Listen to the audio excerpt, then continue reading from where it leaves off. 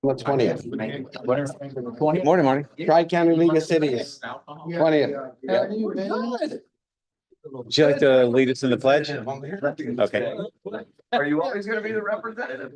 All right. No, the mayor. I was wondering if I was gonna be able to ever sit down. By the way, in the announcements, make sure you announce. I'm gonna get people the Tri-County League stuff. Yeah, Yes, since we have so many. exactly. All right, we ready? Mr. Chairman, we are now recording the meeting. And All right, streaming we live are to we are on the record. Welcome to the Metro Plan board meeting. Will everyone stand for a moment of silence and then the pledge?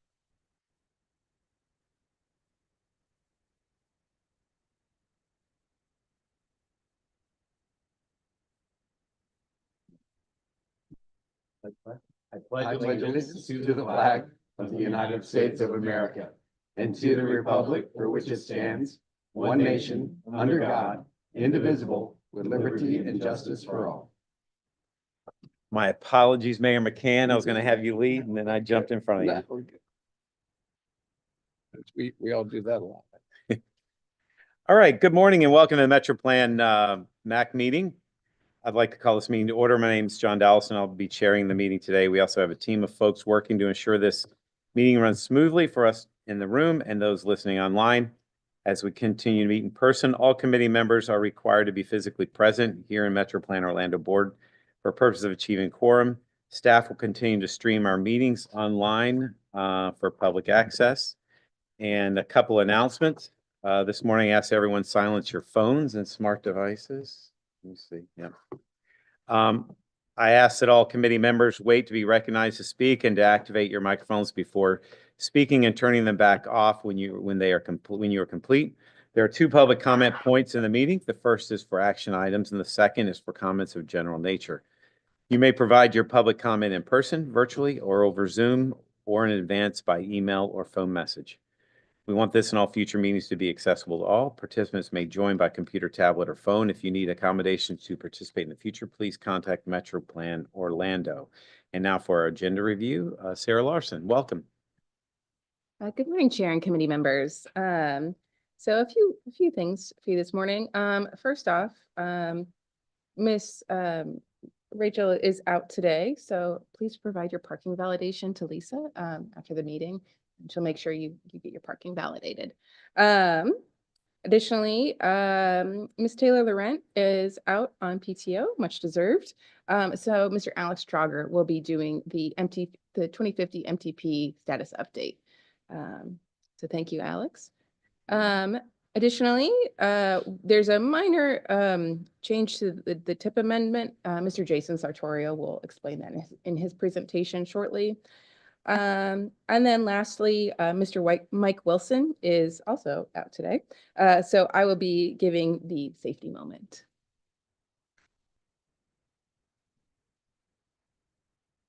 Lisa, can you cue up the safety moment? Thank you. So this month's safety moment is Florida's move over law. It's been 1 year since the move over law, the added has been implemented. So where previously the law only applied to emergency vehicles, now it applies to all roads, emergency vehicles, sanitation vehicles, utility vehicles, wrecking and towing, and bridge maintenance, and also all other disabled vehicles displaying warning lights, flares, or if people are visibly present. So what that means is you need to reduce your speed by 20 miles an hour, or if the speed limit is 20 miles an hour, reduce your speed to 5 miles an hour, or get over into the next lane. One thing to note is that the move over law does not apply to pedestrians or bicyclists traveling along the roadway. You should give them about 4 feet of buffer anyway, but which may knock you into the next lane. But so that's our move over law. And Mike had pulled some data related to serious and fatal crashes involving disabled vehicles, emergency vehicles, and workers. And that's at 9 per year. And then for pedestrians or bicyclists traveling along the edge of the roadway, that's 12 per year. So You know, it's something that we're trying to keep our eye on and track is, and hopefully those numbers will go down with this new law. And that Excuse me, concludes- that's in Florida? Yeah, So the move over law does not apply to the bicyclists, yet there's 12 passed away? Yeah. But 9 for the other. Okay.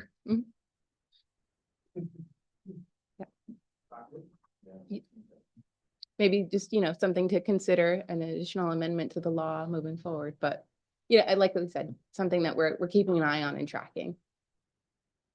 Any, Yeah. anything else? No. All right, now we're going to our agency reports from FDOT. Mr. Scarf, welcome. Good morning, sir. Thank you, ladies and gentlemen. A few quick updates for you this morning for the report. First of all, Amy Beckman, who's been serving as your liaison for the last year or so, she's moved on to a different section of the department. So I'm back in the seat as your primary liaison. So first announcement there.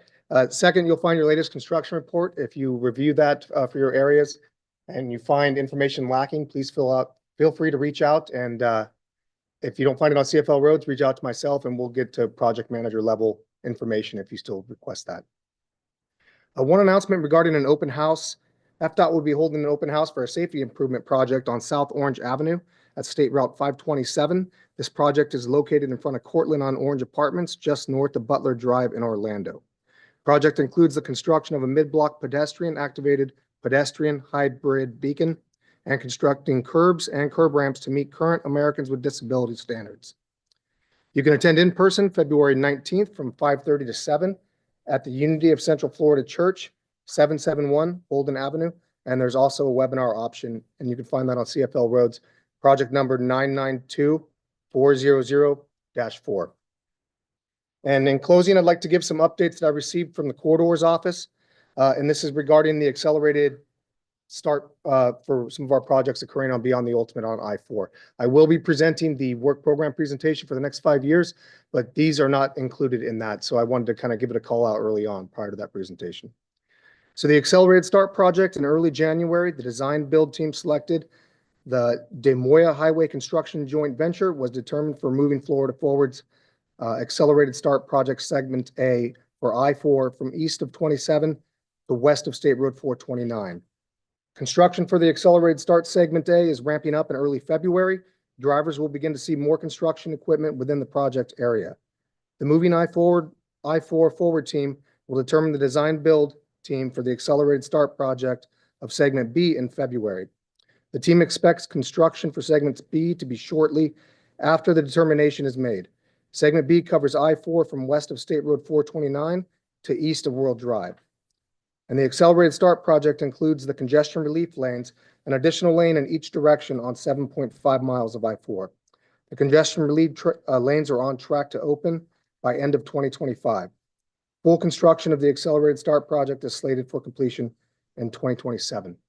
And again, that information, if you're on CFL Roads, they have I-4 Beyond the Ultimate that will link you to those specific projects. And Mr. Chair, that concludes my brief this morning.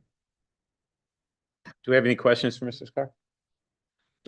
When's section A going to be completed from Highway 27 to 429 on I-4? So it's ramping up currently. Let me go down to that spot exactly. Accelerate.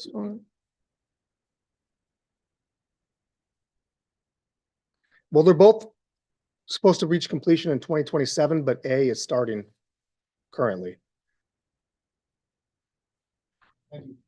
Any others? All right, next on our list, we have from Links, Ms. Whitten, welcome. Thank you. Good morning. Just a couple minor updates. The first one, Links is partnering with FDOT and other transit agencies throughout the state for a new campaign, a new transit awareness campaign, and information can be found on transitconnectsflorida.com. And it highlights some of the economic benefits of transit in our state, as well as it has like a find your ride feature where you can locate whatever transit services are available by county. And then we are also happy to report we have a new highest ridership day. So we went over 70,000 riders this past Monday, February 3rd. So that is our highest ridership since February of 2020 pre-COVID. And that's up 18% from last year. So for 2024, Lynx had almost 20 million trips on all of our services, fixed route, paratransit. Good news. And that concludes my report. Thank you. Any questions? All right. Next, we have from the Florida Turnpike, Mr. Fine, welcome. Good morning, committee members. Yossi Fine with the Florida Turnpike. This morning I have no new updates. I will be presenting the tentative work program to you today. And that's a major work product of ours, so stay tuned. But with that being said, that is the end of my report. All right. Any questions? I just kind of, not, John, with the new administration coming in, are you all preparing for any positive or negative changes with that? Or is it just the same road that y'all were going down with the previous administration? I understand the question, sir, but at this point, it's kind of early to determine we're kind of all in waiting to see what becomes of some of the changes. So we've developed a tentative work program built on information currently on hand. Okay, thank you. Great, thanks. All right, we're going, Lisa Smith, Ms. Smith, if you will take us through the roll. Yes, good morning, thank you. I'll ask all committee members to please unmute yourself now for the roll call. Please say here or present. David Present. Sullivan for DeCiccio, Present. Dowless, Present. Smith for Foraker, Present. Gardner, Guthrie, Here. Henson, Here. Kennedy, Here. McCann, Here. Ramos, Present. Sackett, Slated, Here. Smith. Here. Mr. Chair, that concludes the roll call, and we do have a quorum. Thank you very much, Ms. Smith. All right, next we have public comments on action items specifically. We'll now hear from public comments. We ask that you provide your name and address for the record, and please hold public comments to 2 minutes or less. If any members of the public wish to comment and are joining us virtually, please use the raise hand function and you will be recognized, or dial *9 on your phone keypad. We'll send you a prompt to unmute your mic. If you need accommodations to participate in the future, please contact Metro Plan or Orlando. Do we have anyone joining us virtually who would like to make a comment? Mr. Chair, we do not have any hands raised on the virtual side. Okay, and do we have any members attending in person who wish to make a comment? I have not received any requests. And any written comments? None. We are good to go then. Action items. So we have 3 action items. Approval of the December meetings. Were there any changes or corrections? Do I have a motion to approve? So moved. And we have a second.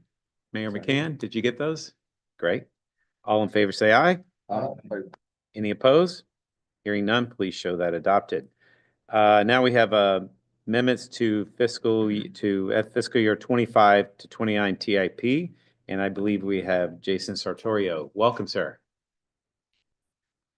Morning, Chairman and committee members. This morning we have one TIP amendment for you. Additional information regarding this amendment is located in tab 2 of your agendas. As you may recall, during the December cycle, project number 447104-1 was pulled from the agenda at the recommendation of Metro Plan Orlando staff for additional review.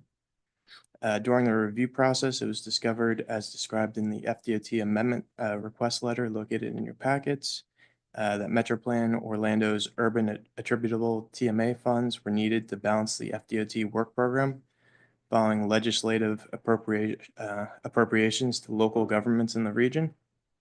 And following coordination with FDOT staff, a new federal funding mix has been proposed to address the cost shortfalls as described in tab 2 of your agenda packets.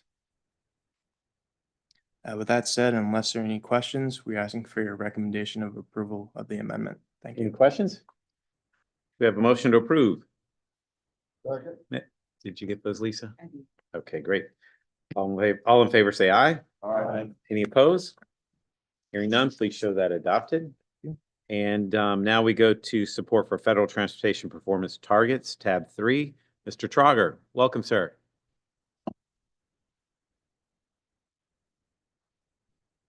All right, so I'm filling in for a couple presentations today. My team's out in the field at some roadway safety audit training that's being sponsored by the Federal Highway Administration. So our safety planning activities and our current federal grants are moving forward. Obviously, as Jonathan mentioned, time will tell as it relates specific to other regulations and kind of impacts to our planning process.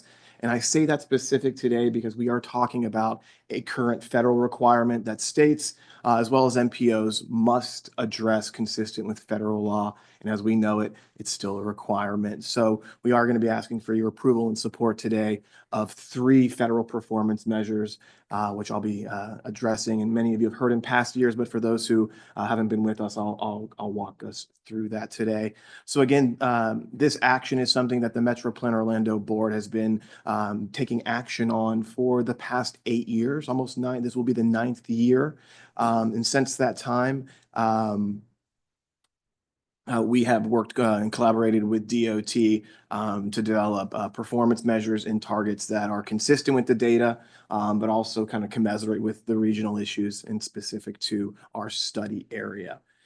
There are 5 federal performance measures: safety, bridge and pavement condition, system performance and reliability, and I'll speak to what that means here in a moment. And there's also transit asset management and transit safety. Today's action is specific to those first 3: safety, bridge and pavement condition, system performance, reliability. Those second 2, we don't have to take action on today. We take action on those every 5 years as part of our Metropolitan Transportation Plan update. So again, just to provide a little applicability to today's action. The first of those is the safety performance measure. As you know, based on our prior Vision Zero presentations, we are a Vision or Target Zero organization. Our board has been Vision Zero since 2018 as it relates to federal performance measures. And these are the specific measures, both the number and rate of fatalities, both the number and rate of serious injury. So that keeps growth and population normalized, as well as non-motorized fatalities and serious injuries. So that's looking at our vulnerable users, pedestrians, and cyclists alike.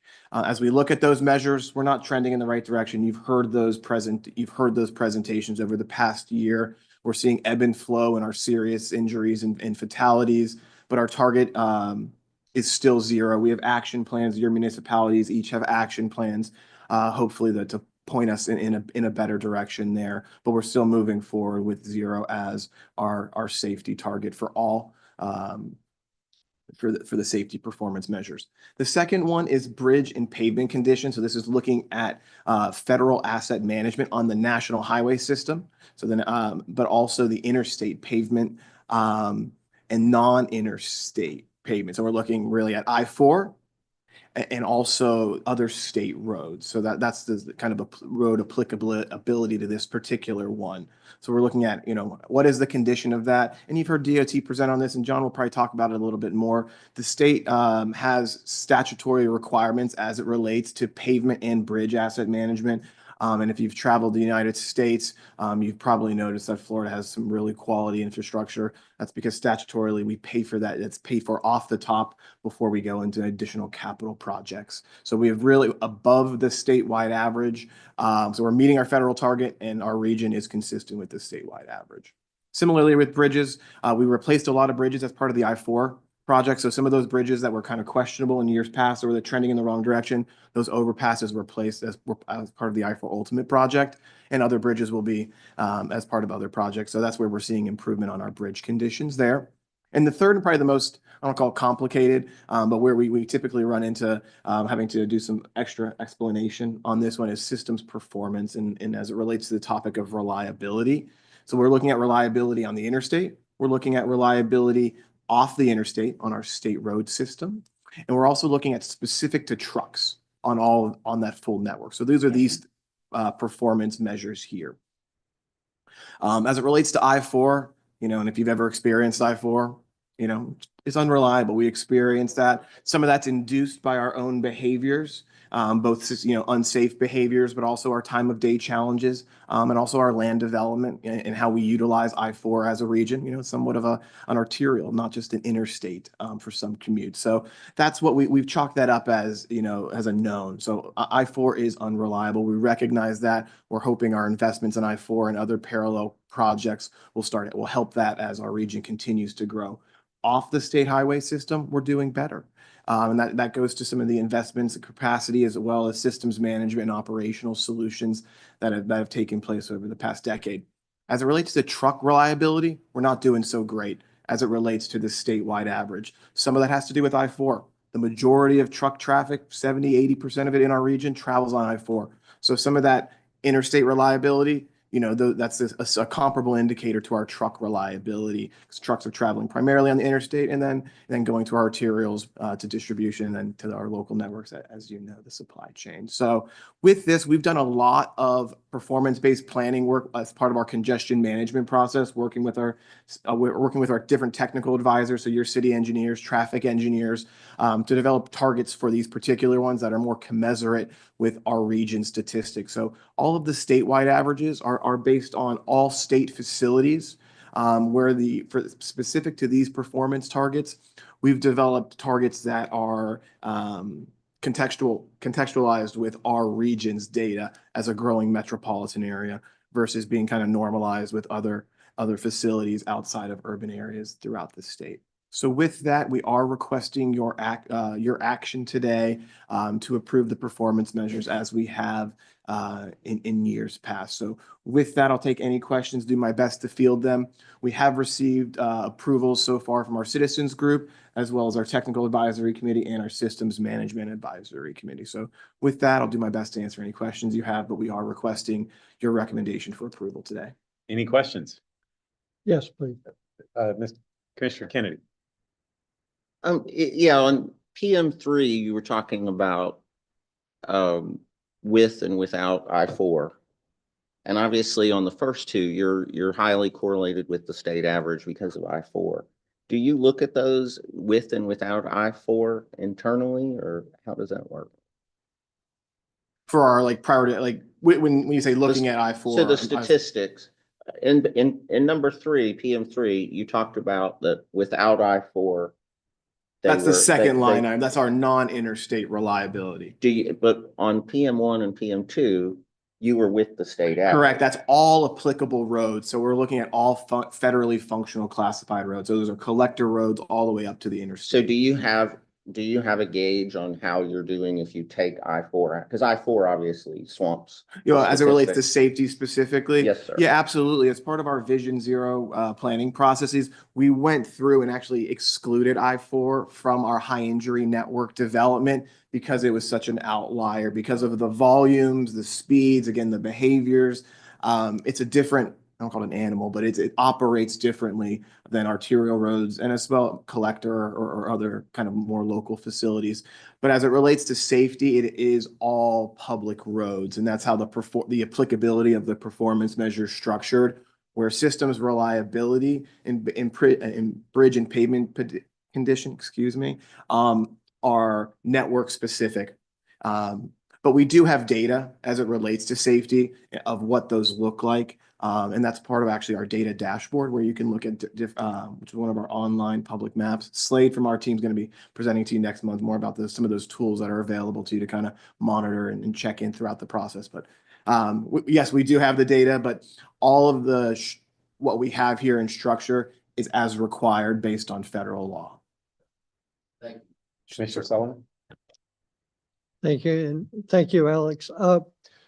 Do you have any information, it's outside of these targets, but on wildlife underpasses and overpasses, particularly I-4 west of Orlando? So that's not a performance measure that we track. I'll probably yield over to DOT on the Wekiva Parkway and some of the successes that they had through that project. I've seen some of those video footage. In our 2045 plan, we do also have a land bridge project. It's an unfunded need, but it's part of our long range plan that looks at wildlife, but also kind of recreational trail, kind of non-paved trails, part of the Florida Greenways and Trails Initiative. I'll let DOT speak to wildlife and maybe the turnpike and for some of their projects. But the Wakava Parkway is probably some of our best more recent examples. Commissioner Scar? Or- Thank you, Mr. Chair. Scar. So the question, you're looking for specific locations of wildlife crossings? Is that what you're looking for? Uh, Eh, Where and when, Where, and- when? particularly I-4 west of Orlando is a barrier for panthers and bears particularly. That's something that I can definitely research and get the list back to you of where the proposed and current crossings are. Thank you very much. All right, Mayor Henson. You know, as regards to safety, Alex, we're dealing with education on, we've had a couple of bicycle fatalities and hit and run with bicycle as recent as yesterday, I believe. A lot of that's the fault of the bicyclist. And it comes back to education. So I don't know how we're gonna get to zero when we're dealing with human behavior. It's just a Is quick that a response. question or comment? I'll just be quick, just to point you to the Vision Zero action plans that we adopted. Both our board and your communities included 2 sets of strategies: infrastructure, concrete, asphalt, steel, the design, ensuring that we have a safe system. But you're absolutely right. There's a human inside until things are fully autonomous in that day. There's still the human. So I think there's things that we can do to drive with extraordinary care. But you're absolutely right. And some of those non-engineering countermeasures includes public education, both for drivers, but also for other users. Not to go long on this, but just one of the demonstration projects that we have as part of our current Vision Zero action plan is taking a bicycle safety course, an adult bicycle safety course called Cycle Savvy. Mike Wilson from our team was one of the event and kind of founders of that program, and augmenting it for a junior audience. So we're trying to, I want to call it Cycle Savvy Junior, but we're looking at ways to kind of ingrain safety habits into a younger generation to hopefully solve for that down the line. But absolutely, safety is solving for safety is multifaceted. So I'll leave it there. All right, any others? Oh, one more. No, I got one more. I'm sorry to digress, but we talked about earlier the move over law, the Florida move over law. And I know that like the not driving with your hazard lights on was a unique law and people from other states, et cetera, weren't used to it. Do you know how much of a contributing factor the uniqueness of our state's driving laws, in other words, not conforming nationally, seatbelt laws, et cetera, contribute to the statistics and the fatality? I'd have to come back to you on that one. I'll take that back to the team, scrub that one a little bit. I will say, just to make sure the move over law that was presented today and is one of Florida's statute. It was strengthened to include other roadside stalled vehicles. Florida Chapter 316 has pedestrian as it relates to cyclists and pedestrians, and that's where the motorist must provide 4 feet of the cyclist if they're operating within the travel lane. There's some other information about how the cyclist is supposed to behave, which is enforceability is questionable. So let me come back to you on that. I'll take that back to the team, and we'll see what we can scrub out and tell you more about. It just seems logical that with as much transient traffic that we have, the inconsistency of our statutes with other states is causation. Correct. I can tell you just from some past crash data analysis, a lot of the serious injuries and fatalities, we'll call it the victims of, but also those, we'll call it driver one, how it shows up in a crash report, who may be at fault, are high percentage, great majority local or regional. So these are not our visitors. It's primarily our neighbors and other municipal colleagues. Sure, certainly. Councilmember Guthrie. Alex, question for you. So I'm going on probably 4 years being part of this group now. And when I first came on, we had talked about trying to find locations for the trucks so they could pull over and rest stops off of I-4 and finding satellite places. And in your discussion of off the highway projects, I'm taking that is part of it. And I just kind of feel like maybe you can update me and tell me I'm wrong here, but I kind of feel like we have not moved the needle 1 millimeter at all to getting these completed for these truck drivers to get off and be able to sleep and not be on our roads, and trying to find a place to rest. And, there's a little danger in that. But for me, I really think this is something that needs to be addressed. I'd like to see, whatever we can do as a group, if we need to, have the chairman go in front of Metro Plan and say, hey, this is a big project that we really want to push and to find this. What can we do to really move that needle to get the appropriate places for truckers to stop? I think we've made progress. I think it's depending how you look at the planning process and the project development process. I would say from my experience, just working closely on the truck parking process and project, it's moved at very rapid pace for project development. I don't want to steal John's thunder, but there is funding, both formula-based and discretionary, that's paying for truck parking facilities, both the construction of and project development steps for other sites. So there's news there. And John, if that's part of your presentation, give me the nod and I won't say more. Good. It's happening. DOT is wrapping up a PD&E study, which kind of locks things in for sites and costs and circumstances. But there has been absolute progress on that. It's something that remains a priority to us. And it's something that Metro Plan Orlando also submits to central office as part of kind of one of our statewide groups as some of our greatest freight priorities. And that's like our #1 region. So I'll let John speak to the specifics, but there is significant investment in truck parking facilities, both on the interstate system and off the interstate system. Well, good, because that's, since day one, that's kind of been my priority. Is I've been watching it, just where we're going with it and everything, and the concerns that we had trying to find places. So I welcome that, and I can't wait to hear John's,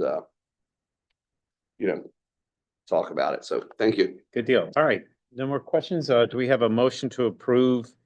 What is this one? The Federal Transportation Performance Targets. Motion made. Pardon? Make the motion. Oh, Mayor McCann moves. We have a second. Second, Guthrie. All in favor, say aye. Aye. Any opposed? Hearing none, please show that adopted. We're now going to presentations and status updates. And Mr. Prager, you're up again. There's gonna a lot of me today. I'll keep this one brief, so I do want to make sure there's plenty of time for John, or kind of really for our entire other folks here today. So this is something that Taylor typically presents to you. It is a status update, so I'm gonna let you know some of our work to date, talk a bit about where we're at now, and then some critical path items as it relates to your role as advisory committee members to the process. So we've kicked off public engagement. In each of your agenda packets, you're going to see public participation reports. So as that work continues and we get feedback from the citizenry, we're going to provide that to you because it really guides our process. We're also continuing work with DOT on the regional planning model. So this is going from public participation to statistical forecasting tools. We're continuing that work with DOT as that work evolves. We're also wrapping up a lot of our technical documentation, the long reports, and we're synthesizing those into more palatable, what we're calling chapters. So they're going to be available for you as well to make it a little more easier on the read and review process. We're also finalizing our needs assessment. So we've been working with your local agency staff for the past year on that project development process, as well as identifying a way of sorting through that, prioritizing a comparative analysis approach. So we've come a long way. And with that, we're at a substantially complete portion of our prioritization process where with our technical advisors have really streamlined our existing prioritization process. We used to have almost 30 criteria. We have the same categories, same goal areas, but we've went through, scrubbed the evaluation process, what makes sense, what matters most, and we've identified criteria for us to be able to do a comparative analysis on projects. We have a lot of technical reports on that. If you're interested, I can certainly have Taylor point you to all of that on our website. So we also ask not just the criteria, but in the preferential side of prioritization is, how should these criteria be applied? How should points or weight be applied? So we've gone through surveying the community as well as our technical workshops, and we've landed on some preliminary numbers as it relates to goal area weighting. So that provides kind of a humanized approach to a statistical analysis. But how do we put it together? I think that's where, where I think what matters most, because we're kind of in that 6 month to where you're going to start seeing really tangible plans. So we've conducted a multimodal needs assessment over the past 18 months. We've got all the lines on the maps. What are our needs? What are our desires? What do we want? We've then come up with a way to evaluate those comparatively based on circumstances, based on common objectives. Long-range plans, as Taylor's spoken about in the past, have to be financially feasible. They're not just they're not just wish lists. It has to be cost constrained. So we've worked with DOT and our local partners to forecast revenues out to 2050 based on kind of our standardized approach. And now we're going to start talking about funding policy. So we know we have $50 million a year. How do we want to spend that programmatically, strategically to accomplish the things that we say are most important to us? And that's where we're at now with our advisory committees and also just kind of with this introductory presentation today. So we're asking all of our advisors and the public that question. We have finite funds, that can only be spent a certain way. How do you think it should be spent? And this is the artful side of our work, or the preferential side of our work. The board's current funding policy, it's evolved over the past decade, but this is how it currently sits. This is how our 2045 plan's adopted, and this is how you see projects evolve into our prioritized project list based on these funding streams here. We dedicate funds for complete streets projects, so taking an existing road, not adding lanes, but adding other amenities, bicycle, pedestrian, other safety amenities. We invest in regional trails and other sidewalk-specific projects.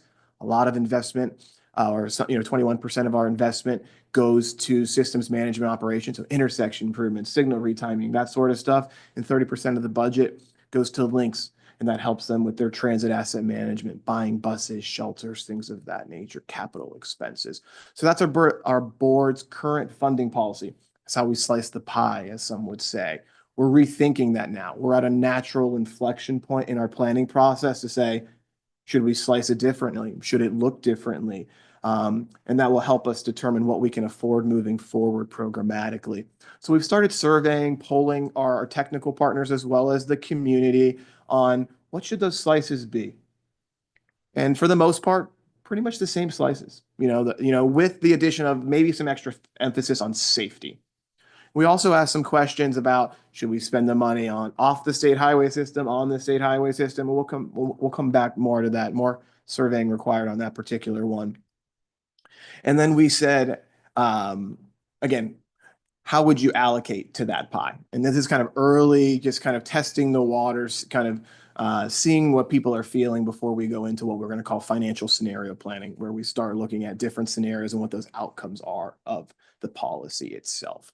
What I can tell you today, without kind of doing crosstabs of the data, there was general themes from a couple hundred people that we surveyed, who are your technical advisors, as well as people who have participated as part of our community survey, wanted to see the funds spent off the state highway system. So how they're primarily spent now on collector projects, on facilities that are typically owned and maintained by cities and counties. They also wanted to see the money focused on key standalone projects, not adding on to other projects at this point. And then as it relates to the community, it was pretty much spend it on everything, and that's kind of typical for some of our other public polling. connecting the dots is sometimes a challenge with simplified polling. So more on that. But we also heard, we had some open-ended questions in the survey. You know, what else is on your mind? What else should be considered as part of the process? And it's not really slicing of the pie per se, but it gets into implementation and as decision makers and those with fiduciary responsibilities back at your jurisdictions who may have to bring a local match to the table. It was brought up. Should the projects be bigger? Should they be smaller? Should there be a required local match? Currently, there's not. You know, it's covering only ineligible expenses. So We need a bigger pie. we do need, we're working in a finite, you know, it's finite math here, unfortunately. So we are working within, you know, kind of a control total. I hear you though. And I think that's what makes this, you know, why we try to find scientific or comparative analysis approaches to kind of work our way through these, because we have billions of dollars of needs. You know, we only have, you know, 40, $50 million a year to chip away at this. What should we do first and how should we approach that strategically? And that's really what the next 100 days are going to be about in our planning process. For you as MAC members, as well as all of our other advisory committees, we're getting into that stage now where, again, we know the projects, we know how we're going to comparatively evaluate them. Now it's that preferential step, knowing that we only have X number of dollars, how do we want to spend it? And we're going to work you through some, I know in April, we have a workshop coming up, which I hope each of you are going to be able to attend. It's going to be an in-person workshop at the Lake Mary Event Center. And we're going to get to the heart of this issue and come to that workshop with tangibles, not just, I wanted the pie to look this way.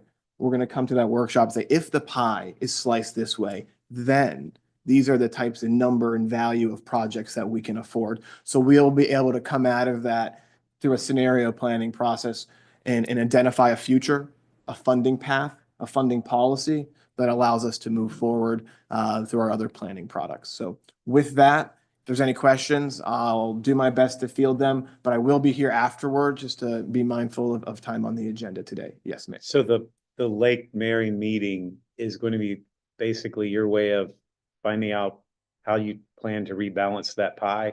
That's going to be the focus of the meeting. You know, we're going to kind of go through a moderated, guided discussion, some table exercise, some small group exercise, some iteration. It won't be we leave that day with what, you know, with the policy, but it's our intent to further refine a funding policy to develop a cost feasible plan with.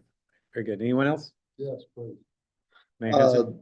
I know that you know that this has been a concern of mine for a long time. With the efficiency of vehicles, gas tax, what are the trends in our gas tax and the effect of EVs on our transportation system, and how are we going to look at getting money out of EVs for road improvements? You're onto something there, and I've heard your remarks in the past. Specific to this work, we work directly with DOT and the state's revenue estimating conference. So how DOT develops all revenue forecasts for the state to develop a future financial projection. It does include the factors and variables that you just mentioned, and what we see in the, not to get into the weeds of it, but what we're seeing is plateauing and declining revenues in our latter years. So that's what it means to that finite funding pie, is we may have more money in the next 10 years than we will in the future. The funding policy has to go on reasonably available resources. So we can't assume an EV tax of X or Y within the plan. What the plan acknowledges, though, to your point, is that it is declining. We're not able to fund the number of projects that we'd like to address our performance targets. So it's kind of a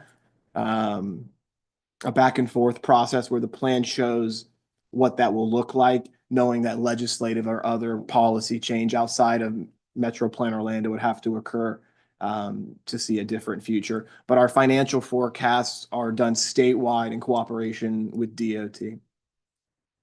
Very good. Anyone else? All right. Oh, one more, Mr. Kennedy. Just to clarify, if I like one of those, changed, complete street policy to allow, widening of roads. What specifically would you tell me to do today? Do I wait till April and go to the workshop? Do I call my technical and professional staff in the car as soon as I leave? What strategy and tactics for how to work into that and time it? If we have a minute, there could be a discussion, a brief discussion over today. I'll tell you, current policy, the emphasis was 100% of TMA. So MPO urban attributable funds are for non-capacity projects. That's the current policy as it sits. It was thought that if a local government wants to widen a facility off the state highway system, there are other means to accomplish that. But again, it was raised as kind of one of those open-ended. So, we're not my team, my staff is not technocrats, we're process managers in this. So, it's a topic to be raised and to see the appetite of the board. There are implications to cost, kind of that other cost factor, when you're just adding sidewalk and lighting and path. It's different, when you talk about widening a road and doing all those other active transportation features, it gets into kind of limited, cost constraints. So some challenges there, but it's not, as it looks at legality, can the funds be used to widen a road? The answer is yes. It's been the board's policy to focus on projects that do not do that exclusively. But again, we're at this natural inflection point where we want to know, is it eligible? Because it kind of goes into the project development side of our work, where it says, if you're going after this pot of money, if you're widening, not ineligible. If you're doing a sidewalk, add this, do that, it's eligible and we have money to help you. So I think that's legally, regulatorily, the money can be spent on it.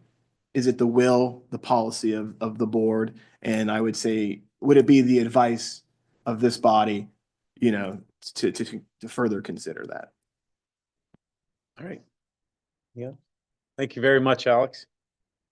We now go to 9B, Links Transit Development Plan update. Ms. Whitten, welcome. Good morning. I get to come up here today and present to you on our TDP annual plan process and a couple of the revised rules from FDOT. So I'll just go over a little bit of the background of the plan, a few highlights from the rule, some of our goals, accomplishments, and our upcoming projects, as well as the next steps. So the TDP is the Transit Development Plan that Links develops. It's a requirement for us to receive our FDOT block grant funds. It is a needs-based plan. It's a 10-year plan. And we do major updates every 5 years and minor updates on the interim year. So this is a minor update. And with a minor update, we look at our goals and kind of do a self-report of our achievements towards those goals. We have the opportunity to note any discrepancies and also add a new 10th year if we have new projects or if we need to push projects out for whatever reasons. So that's what we're here doing today.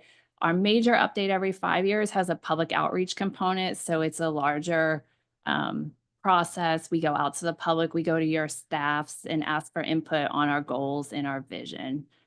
So some of the rules effective July 9th, FDOT issued new guidance and that changed the due date. It used to be September 1st. So now these plans are due annually on March 1st. It also streamlined the process. So there's additional guidance is forthcoming. But one of the things that was included was more coordination with the MPO or Metro Plan Orlando. So with our additional 6 months we're coming out to the committees. We're going a little bit above and beyond what we usually do. We want to present to the committees and we'll be going to the MPO board as well. So in the past, Metro Plan has participated on our project advisory group as we updated our major TDP, and then Links participates with Metro Plan on the development of the transit vision for the Metropolitan Transportation Plan so that we can make sure our projects are consistent in both, like Alex was talking about cost constrained. This is needs-based, so we make sure that they all flow together through those processes. And then we also meet together monthly and talk about our progress on our projects. So now we'll be coming out annually to the board, to the committees and the board to present on this plan. Our plan goals are the same. These were developed in 2023 as part of the major TDP update. So kind of the themes throughout our passengers, employees, operations, and our plans. And so as we report on our annual progress reports, we look at these goals and see what have we accomplished this past year towards achieving them. So our first goal, deliver a seamless network of transportation services for the region. Some of the things we've done, we've looked at our schedules and we've made adjustments so that the schedules with the bus and Sunrail are better for our passengers. So we've improved those connections. We've also implemented a new route 311, and that goes from the airport to Disney Springs. So it's limited stop, it's fewer stops. And so for $2, passengers can ride from the airport all the way to Disney Springs. And that was in partnership with Orange County. And we were also able to increase some of the frequencies on the routes that are listed, also in partnership with Orange County over this past year. And advance an equitable, safe, dynamic, and performance-driven transit system. To reach that goal, we have been working on an ADA transition plan. So we are going out to assess, Lynx has 4,300 bus stops. So we've been going to the bus stops, the facilities, and also looking at the vehicles to document those conditions. So at the end of that process, we'll have a program that we can share with our partners that actually outlines all of the conditions for those facilities. We're also working on a transit-oriented development planning project along State Road 436, and that goes from the airport to State Road 50. And what we're doing there is looking at 9 potential bus rapid transit station areas.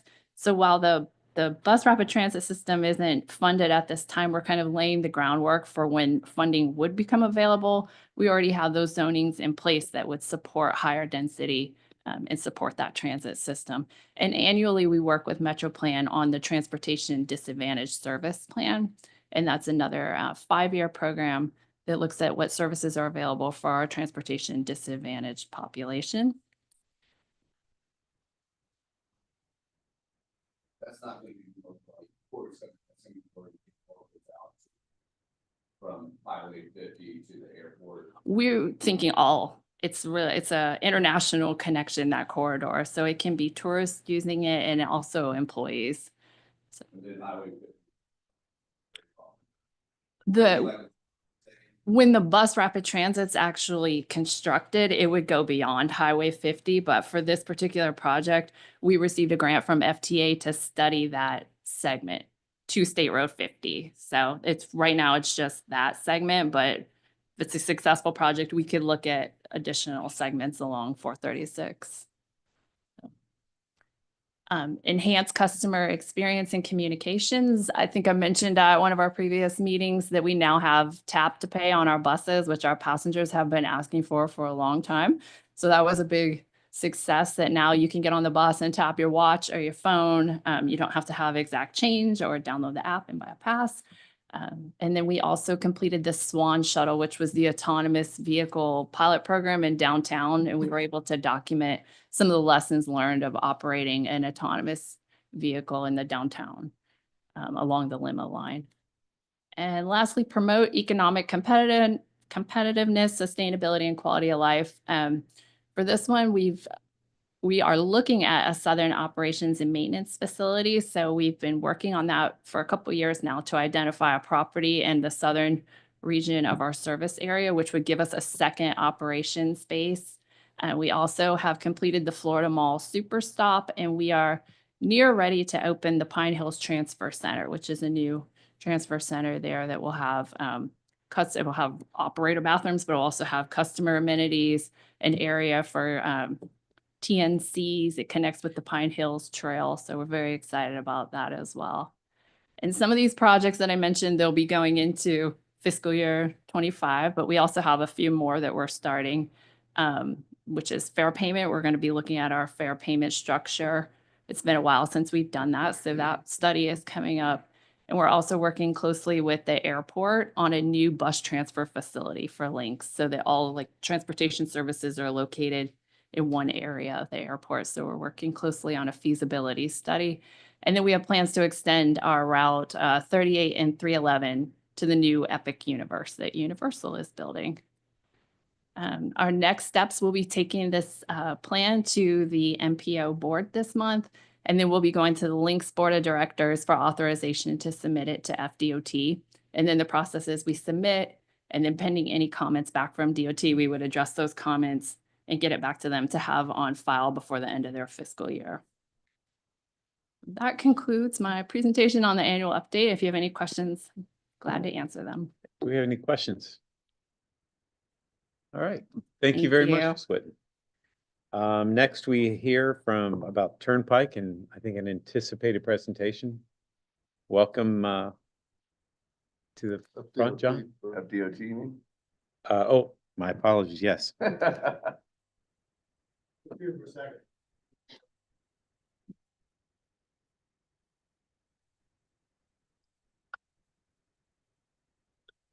Hi, good morning. Once again, John Scarf. Thanks for having me this morning. I'll be giving you a presentation on the tentative work program for the next 5 years. So this slide represents our brief timeline. The tentative work program is a listing of transportation needs planned for the upcoming 5-year period. And this includes transportation planning, transportation system management and operations, engineering and design, right-of-way acquisition, and construction activities. So we develop this in partnership with our communities, our MPOs, our TPOs, our local governments, modal partners, our state and federal agencies, as well as our regional entities. And again, you can see we're here in January. So at this point, each district is compiling their tentative work programs and they're being compiled at central office. And then there from February through July, we have a few milestones that need to be met. In the end, if all goes well, the work program will be adopted on July 1st. So district needs are programmed based on the following state investment priorities. Safety is the department's #1 priority and incorporated into everything we do, and meeting all system preservation and maintenance objectives, including pavement condition of state highway systems, state maintained bridges, and maintenance of our state highway systems. Meeting statutory requirements for public transportation, such as aviation, rail, ports, is also included. FDOT is not always the primary lead on those projects, but they do become part of the work program. You'll notice the inverse relationship as investment priorities and capacity projects increase, our discretionary funding is reduced. So as needs increase, less discretionary funding is available, but that kind of inverse relationship is something that we're always focusing on when we're balancing our work program from year to year. And we try to limit impacts to projects that were in the current work program, and so that sometimes when you have a thin year, you won't see a lot of projects being added. It's kind of what this slide will help you understand there.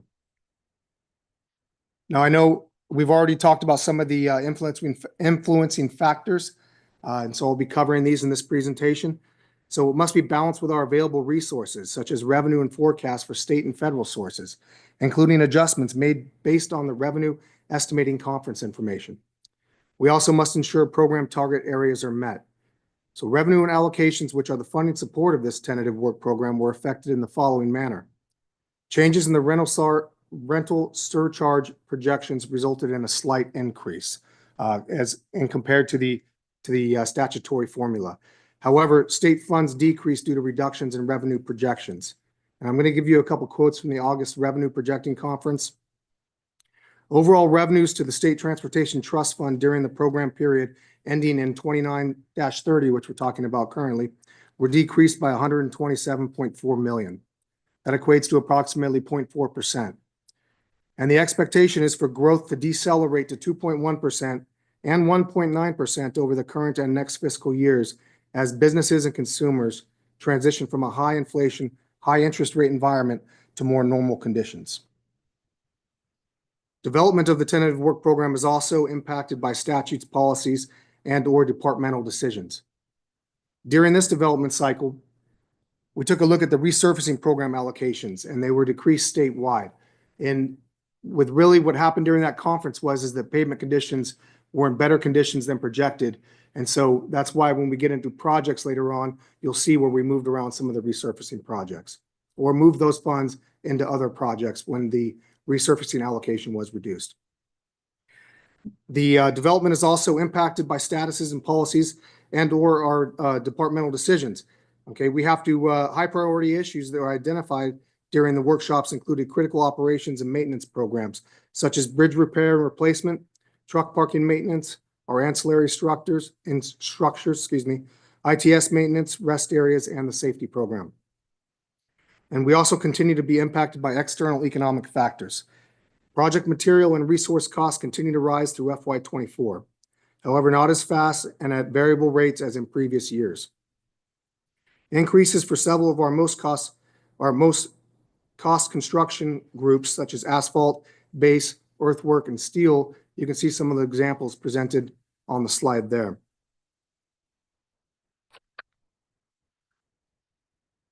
There is some news on the horizon, though, and good news on the horizon, rather.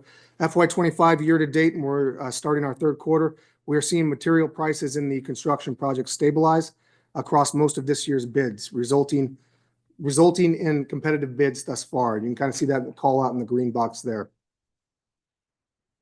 But continuing with the development and the balancing objectives for this cycle, here's what was included. Leveraging all available funding resources towards delivery of regionally significant needs for projects, limiting program estimate updates on project phases already included in the adopted work program. So when I talk to deferrals later in this presentation, that's what I'm referring to. Trying to limit impacts if we had to move projects, minimizing how far out they were pushed. And again, that minimizes impacts to project scheduling. So we'll start getting into the breakdown of the actual funds across the Tri-County area with Orange, Osceola, and Seminole. And this is just kind of the large breakout. It displays the amount of funding allocated over the next 5 fiscal years within our program. And you can see your counties represented there. Of note, this morning when I gave the update on the I-4 Beyond the Ultimate, those projects are not included in these numbers. And so I thought it was kind of good timing to give that update to this group. They don't reflect, but that does represent an additional 1.78 billion invested on those projects that is not presented in this slide.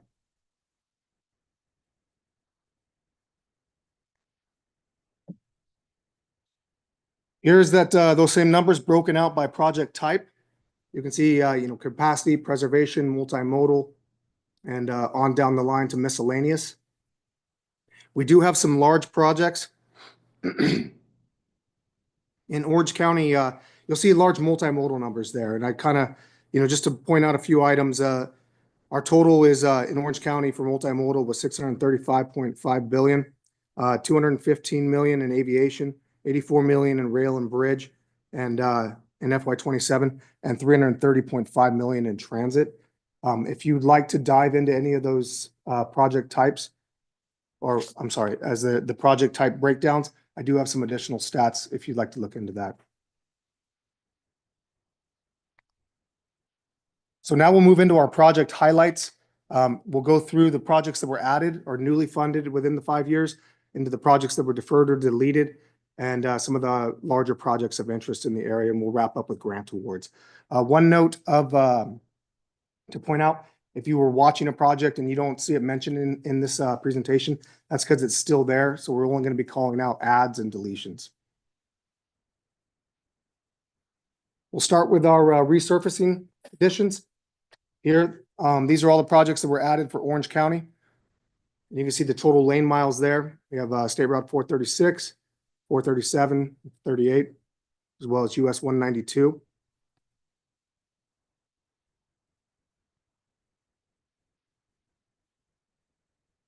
And continuing with additions, these are resurfacing Seminole County.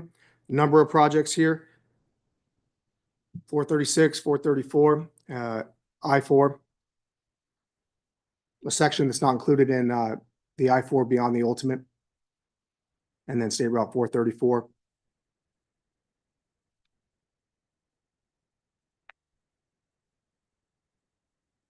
So now moving in from resurfacing to capacity for the new additions. In your left panel, you have the East Orlando capacity projects along State Road 50. Design and right-of-way were completed under another under a separate project number previously. And they were two projects programmed in 27 and 28. The projects have now been segmented into three, starting with the most critical segment for improvements. And that stays in FY 27. And it's also dealing with pedestrian improvements within a school zone in the area. And so the State Road 50 project is kind of broken out there, and you can see that on the left side. In the right panel, that project is phase 3 of a 3-phase program to widen State Route 426, County Road 419 through the city of Oviedo. And that was a 2024 earmark project. From fiscal year 24, congressionally directed earmark project. Seminole County will be delivering this project. And a PD&E was completed by the city of Oviedo with federal oversight. And the county currently the project is currently advertised for design services, shortlisted and selected, and they're selecting a consultant. Currently in negotiations. Continuing with our additions, this is our roadway intersection category. Left panel is Orange County. You see State Road 527, Orange Avenue in Lancaster, and that includes a rebuild with a signal with pedestrian features. In 522 Curry Road in Goldenrod, includes a signal rebuild, the double diagonal mast arms. That also includes some local funds on that project. State Road 423, Lee Road from Wymore to US 1792. Pedestrian projects are going to be added in there. PHB access or pedestrian hybrid beacons will be added in that project. That's in Winter Park. And on the right, you can see Seminole County's breakouts. State Route 46 at Richmond. That's in Sanford. Operational improvements with added westbound left turn lane. Urban corridor improvements, that includes some of the SU funds and locally funded dollars put on that project, and that's a Winter Park Drive Phase 1 local agency project with the city of Castleberry. It represents several phases where urban corridor improvements will be constructed.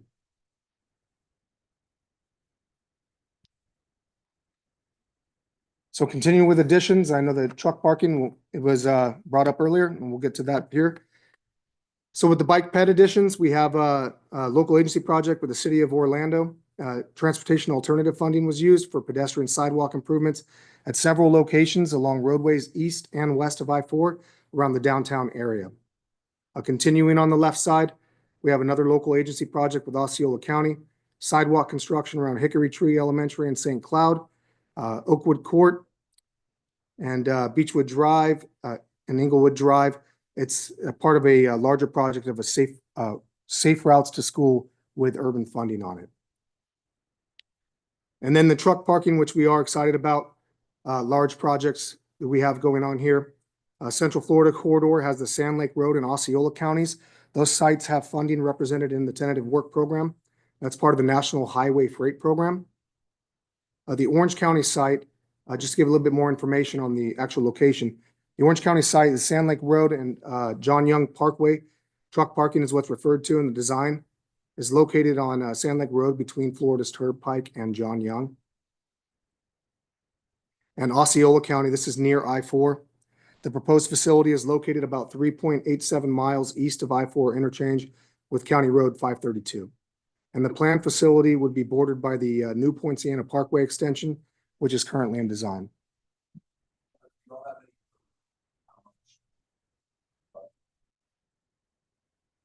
We do have the number, Commissioner. I will give you the exact number because I work with the PM on this, but it is it's upward 900 and well, I'm sorry, there's 3 sites too. I'm also including Volusia County.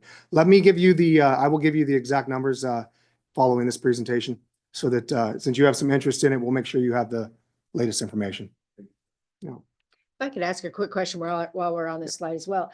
How many miles does this 1.5-ish million of sidewalk represent? I don't have that level of detail because it's a bundle for are you talking about the, yeah. It's labeled as a bundle. So I'd have to look and see each of them all broken out and kind of what goes into that bundle. Is that something you would like some additional information on? I'll include that with the list of items.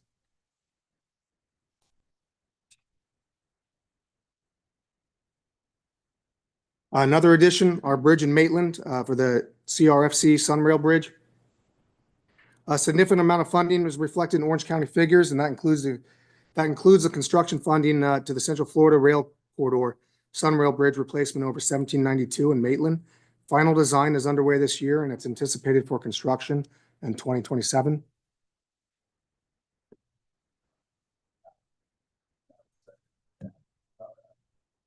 Yes, sir, I do.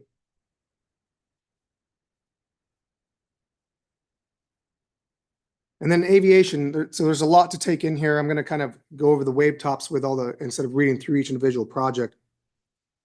With several airports in our region, aviation funding is significantly represented in our tentative work program.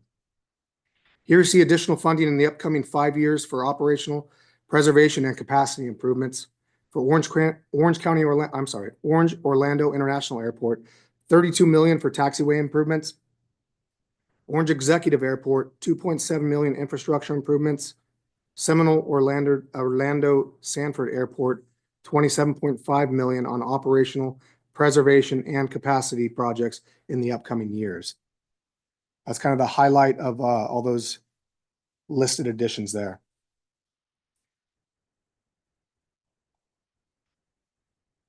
So we'll move into deferred, primarily deferred and deleted projects in this next section. You know, these were deferred within upcoming years, limited, and we attempted kind of in the intro, I mentioned that we attempt to limit this to 1 to 2 years from the original plan. So on the State Road 50 capacity project, part of the East Orlando capacity project was deferred a year from 29 to 30 for balancing purposes. And as other project was segmented, we kind of added some of the additional segmentation up front. This deferral will also allow for segregation of the construction on the preceding new segments for the project that we previously discussed. There's also a traffic signal in Orange County along State Road 424 that was deferred a year from 26 to 27. State Route 527 resurfacing project was deferred 2 years due to the program adjustment. And that was, again, it was in better condition and it was expected to live long enough to where it could be deferred down the road a few years. That was part of the State Road 434, that capacity project was deferred a year due to the work programming balancing.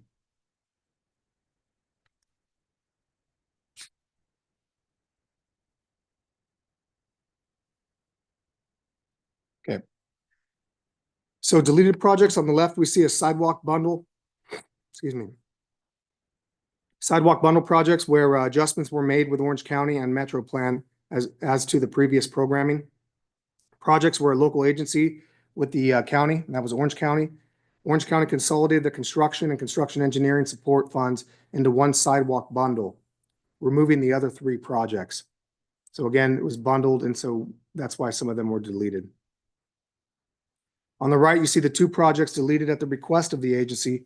That was a local agency project with the city of Winter Springs, as construction of the sidewalks had already occurred.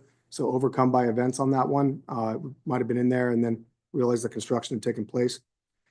And last year is the coordination that took place with local agency with Seminole County, where the agency elected to construct with their own funding in advance of the year's funding was previously programmed within the work program. So they decided to use their own funds to get it done somewhat earlier.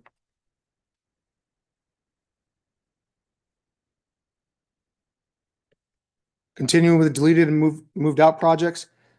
The first one we see is a delete from the previous financial number. However, the project remains State Road 50 now in segments, and the work is included in the newly segmented numbers. There's a lot with State Road 50. As you can see, during the balancing, it was segmented out, numbers changed, so some of the older projects were deleted. The second on the left is a deletion from construction and construction support phases. Project limits were incorporated in the governor's initiative for moving Florida forward. So it tied into the moving Florida forward project. So did no longer needed to be in district's work program. And last on the left, a deletion due to no longer needing right-of-way funding previously programmed, as the project scope was adjusted to eliminate right-of-way impacts. Continuing on the top right, projects represent deletion of previously funding for portions of these projects identified for concrete pavement rehabilitation. After further review, the coordination on the pavement conditions and funding, it was deemed not needed, and the project remained with asphalt resurfacing. And on the bottom right, These are landscaping efforts along I-4. They were moved out to the last year of the tentative work program to better align with the moving Florida forward construction prior to the landscaping being completed. Continuing with deleted projects, a few more adjustments for that were coordinated this cycle. So top left, you have previously programmed project with Castleberry for complete streets and improvements on Winter Park Drive. This was deleted and moved to another segment.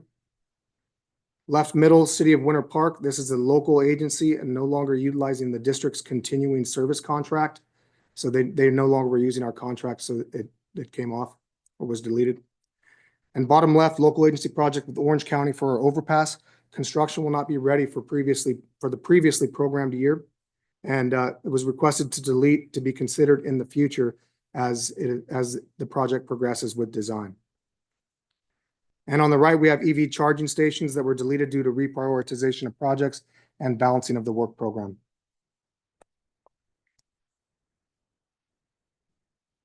We'll wrap up with grant awards. You can see a number of grants that were awarded within the 3-county area over 23 and 24.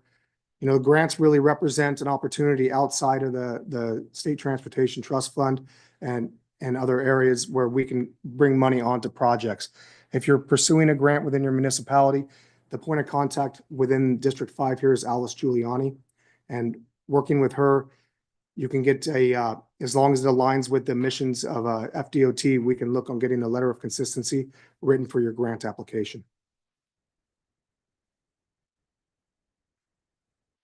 And, you know, it's been a tough hurricane season for everyone. I know for the sake of time, we're not going to be showing the video today, but, you know, would like to take a moment to reflect on our support for our communities. And as you can see on our compass, it's the center of all that we do as we prepared and responded to Hurricane Helene and Milton. Our debris and sand cleanup operations was the largest operations we've ever undertaken in District 5. All 5 operation centers worked 7 days a week until the first pass was completed. And 61 crew members from District 2, just Northeast Florida, came down and supplemented our crews, essentially doubling our team size and the amount of heavy equipment for the job. As you know, we had some of the larger impacts of Milton. We had the washouts on A1A up in Flagler County that we had to deal with real quickly. And then also we had 1792 experienced a washout that forced us to close a section. I don't know if there was images of it in here. It was a pretty good section where it was washed out and it was back up and running in 5 days. But Mr. Chair, pending questions, that concludes my presentation. I do have the point of contact here for Kathy Alexander Corbin, and she's our program management administrator. Any questions? I just have one. So two back grants, and I saw that we did get 183 million in 23. You know the total without me going what our grants were in 24. How much? Sir, I do not know offhand the total for the area. I didn't.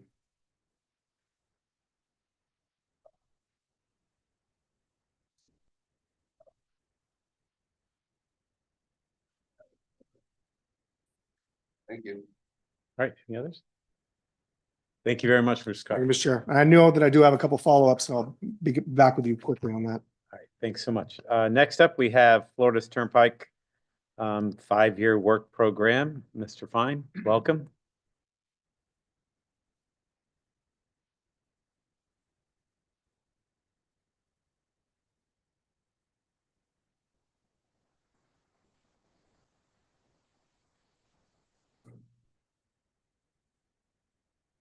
Good morning, committee members. My name is Siasi Fine with the Florida's Turnpike Enterprise. So I'd like to start off by thanking you for the opportunity to present our tentative work program to you this morning. In the Metro Plan Orlando area, the enterprise is proposing to fund over $381 million in major projects.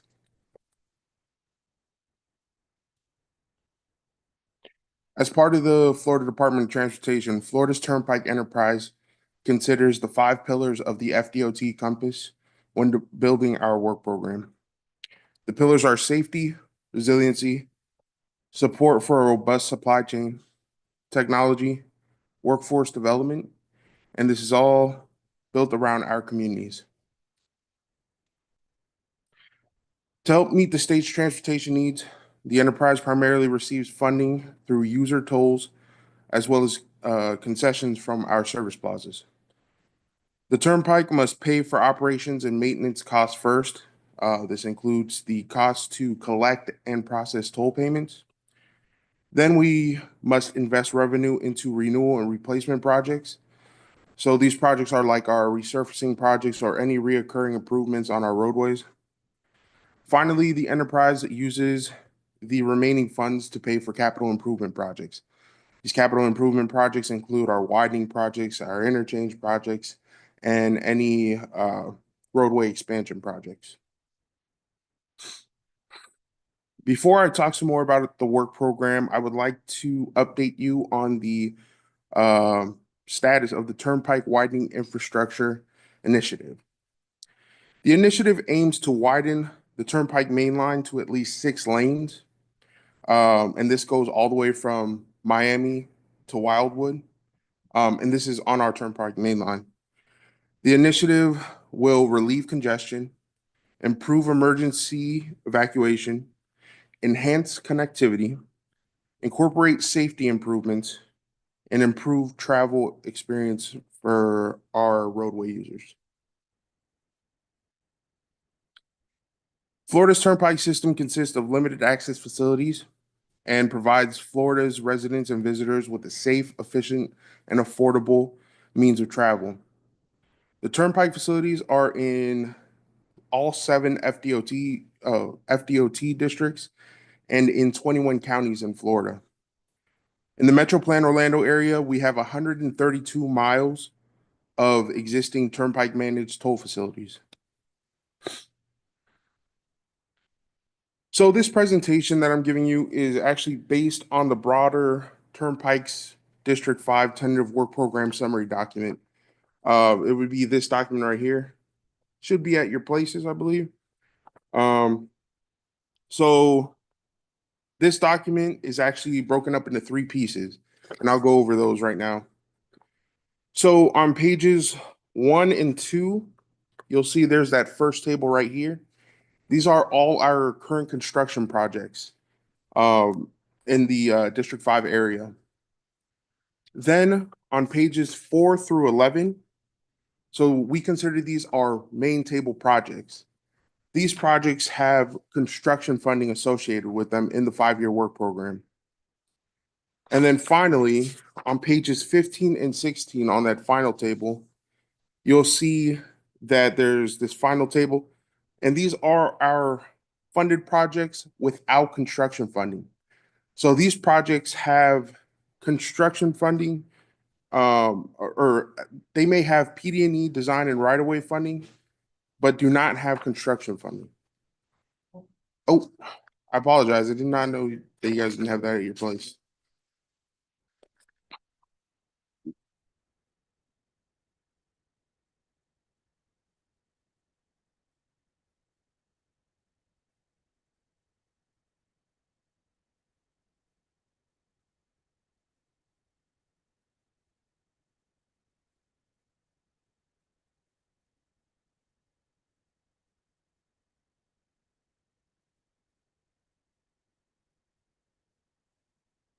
Well, again, I'd like to emphasize that this is the most important document. This is the most detailed that you'll get on these projects that are in our 5-year work program.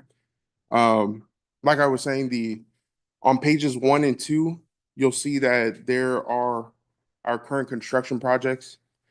So these projects are either under construction or will be under construction in the current fiscal year. On pages 4 through 11, those are our main table projects. So those projects have construction funding associated with the projects within the 5-year work program. And then on pages 15 and 16, this is our final table. And these projects have design right-of-way, PD&E design and right-of-way funding, but do not have construction funding associated with them. These projects you can look forward to having in the work program or in the main tables when they get that programming of construction funding.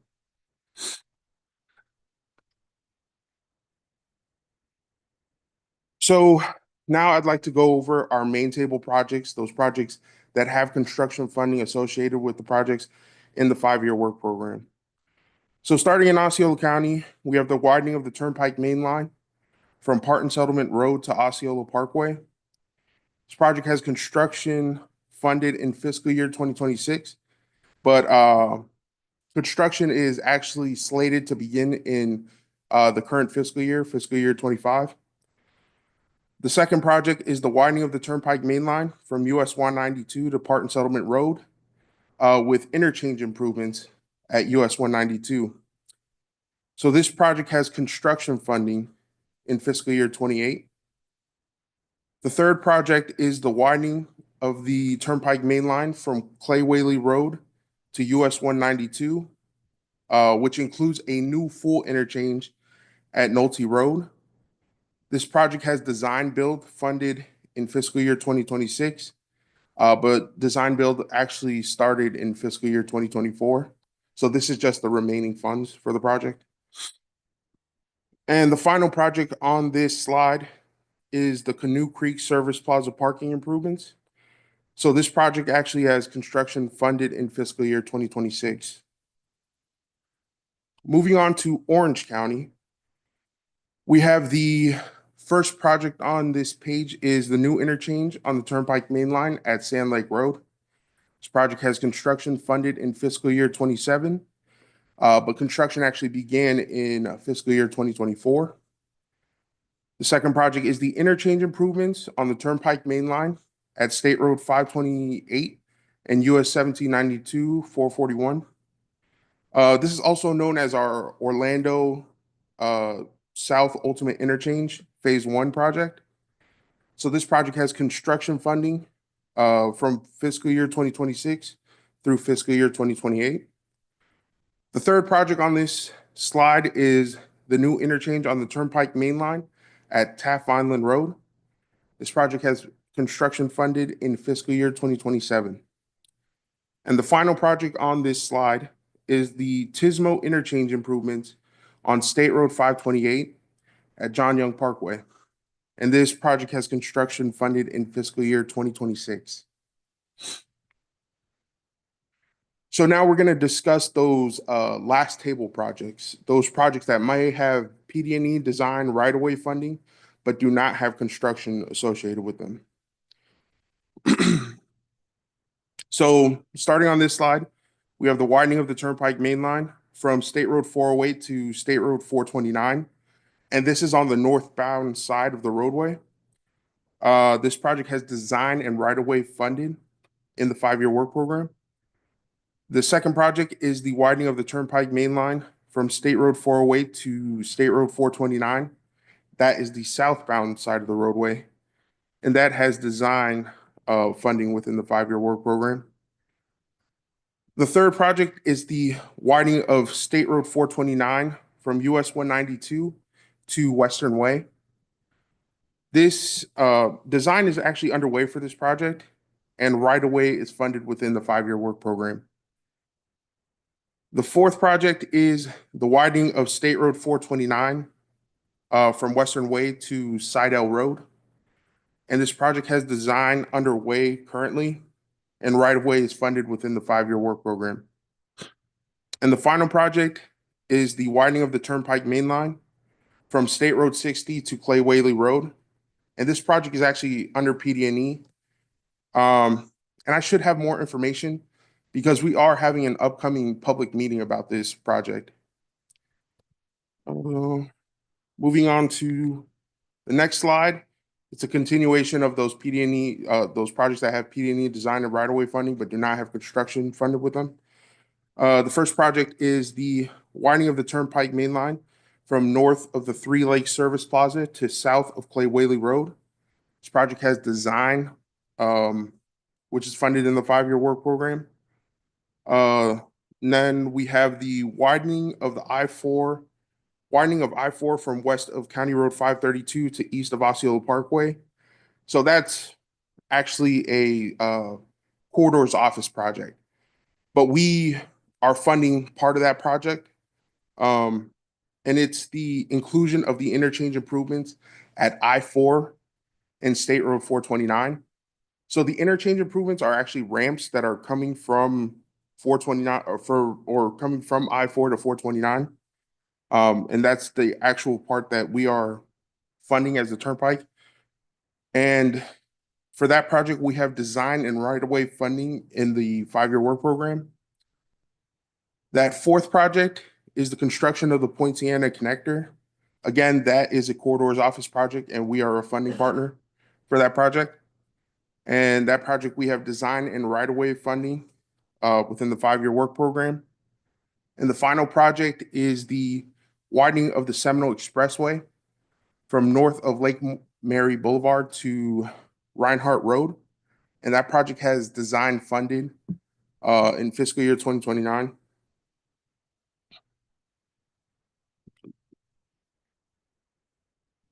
So we actually developed this slide before we knew that Metro Plan Orlando was gonna talk about the move over law.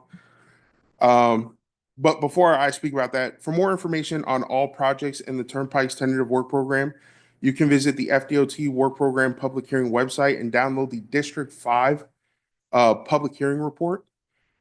Turnpike's tentative work program projects can also be found on our website, which is floridasturnpike.com.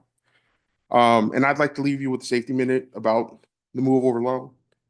The Florida move over law requires you to move over a lane when you see a stopped law enforcement, emergency, sanitation, utility, tow trucks, construction vehicles with warning lights, or any disabled vehicle on the side of the road. If you can't move over a lane, then slow down. If you slow down 20 miles per hour or less of the posted speed limit. And if the speed limit is 20 miles per hour or less, then slow down to 5 miles per hour. With that being said, again, thank you. If there are any questions or concerns, I'll take those now. Are there any questions?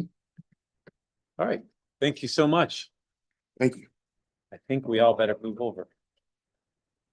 All right, we're drawing to a close here. We have tab 4 has some general information for everyone. Upcoming meetings.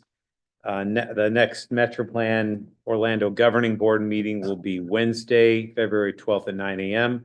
Our next MAC meeting is March 6th, 9:30 a.m. We have some member comments or announcements. Mayor McCann, you have one? Yes, if I can, I would, the next Tri-County League of Cities, hosted by the chair, Mr. Dallas, our good friend. But the city of Winter Springs will be hosting at the beautiful Tuscaloosa Country Club. I'd encourage all to come on by and let us treat you all and roll out the red carpet. It's the 20th at noon, I believe, at noon. So please come and join us. We'll be going over the legislative initiatives, what's coming down the pike for this legislative session. So it should be a good meeting, a great meal at a great country club. Are there any other announcements or questions here or comments? All right, no more member comments.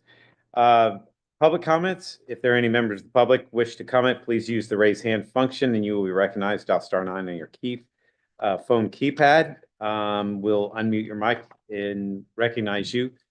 Please make sure you state your name, address for the record, and comments are 2 minutes or less. Do we have anyone joining us virtually? Mr. Chair, I do not see any hands raised. And anyone in person? I don't think we have anyone right now in the audience. Okay, and also, do we have any phone or written comments? And there are none. All right, great. So with that, do we have a motion to adjourn? Any second? All in favor, say aye.